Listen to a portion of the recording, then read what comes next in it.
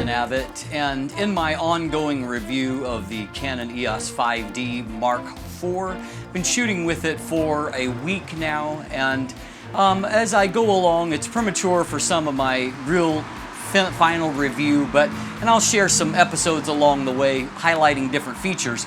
But today I just wanted to give you a quick look at what I would call the picks and the pans of the actual real-world usage of the camera.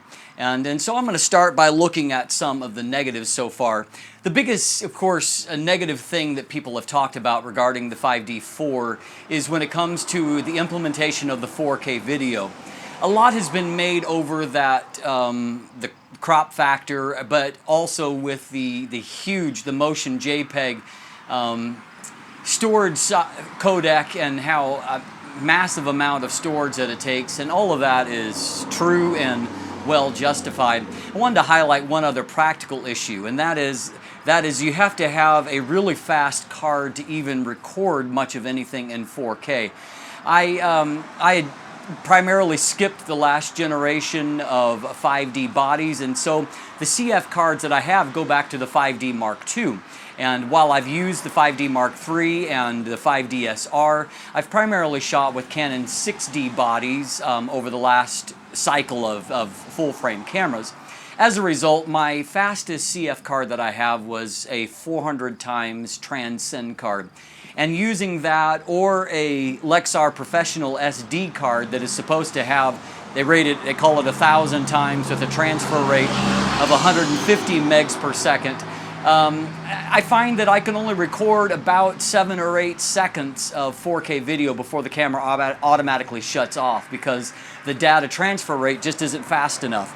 So that's a pretty significant issue in and of itself outside of the other 4K issues that have been delineated. And so I've got a faster card on its way to me, but just note that that's one other kind of, pan in terms of the handling with it. The price, of course, is another big issue here in Canada, and I'll be honest with you, I've been putting money aside for the last year and a half to be prepared for when the 5D Mark IV came or whatever body I chose as a replacement. And so I had put away around $4,000 in preparation for this moment. I thought that would cover it without any kind of issue. But here in Canada, the actual list price is $4,599, and I got a slightly preferred price of $4,200. Even so, after I paid taxes, I was over $4,700 for the camera. And so it came in at considerably more than what I had anticipated.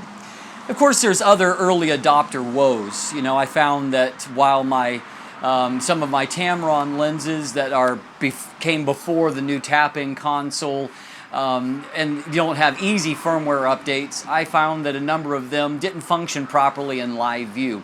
And so I've had to send 3 lenses to Tamron to have firmware updates done on them and to prepare them for that. And then, of course, many of you that have bought a 5D4 have figured out that Adobe doesn't support the RAW files yet, and that's still probably a couple of weeks at least out. So in the interim period, you're stuck either using Canon's fairly limited Digital Professional Pro software or just using the JPEG files that come out of the camera. I've done a little bit of both, and if there's files that I really want to get more into the RAW processing, and of course to really evaluate performance, I'm outputting some 16-bit TIFF files out of DPP and then doing my kind of normal workflow in Adobe. But even so, I don't really feel like I'm yet getting the full potential of the RAW files out of it. So that's obviously a hassle, and beyond that, I like to calibrate my lenses using Rican Focal, and it's not supported yet for the 5D Mark IV. The other thing is that using JPEGs, I find that in some situations the JPEGs aren't quite as sharp as what I'm accustomed to seeing out of the 6D. And of course, if you down-res them to 6D size, they look nice and sharp, but it's more that the JPEG engine, it doesn't produce quite as much detail as what I would like, and I see more detail in the RAW files themselves. All of that being said, I have had a fabulous time shooting with the 5D Mark IV, and I'm quickly falling in love with it for a number of reasons. For one thing, although on paper, the focus system is similar to that of the 5D Mark III or the 5D SR. It has a slightly expanded coverage of where the focus points go to, and so while it has the same number, it covers a larger area of the frame. But on top of that, I just find that the focus has improved in every detail. It's faster than the previous generation of bodies. It's more precise. Even without having done a lot of calibrating yet, I'm finding that I'm getting very quick, very fast focus results. Furthermore, while the 5D3 didn't have GPS and the 6D did, and I've used the GPS capability on the 6D a lot over the last 4 years, at the same time I've lamented its execution. I don't use it all the time. I use it more when I'm traveling or shooting specific events where I want that GPS information logged, because if you leave the GPS on, the way that it was implemented in the 6D, it stays on all the time. As a result, even if you're not using the camera, the battery is slowly draining. And so if you're traveling, it just means that you're going through batteries more quickly.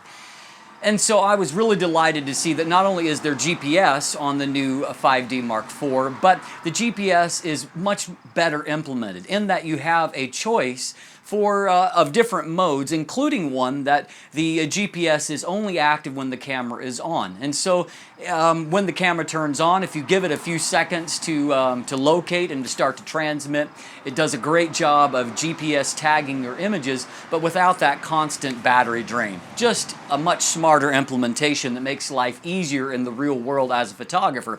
Now I'm leaving it in that mode all the time, and so I more consistently get the GPS tags on my images.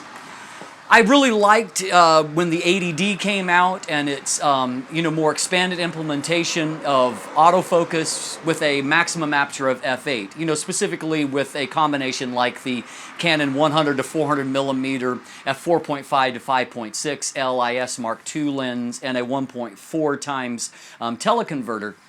But at the same time, I found that it worked best when you used it kind of in specific situations. It works best with better light situations, and on top of that, it works best, basically the fewer number of focus points that you use, the better results you get.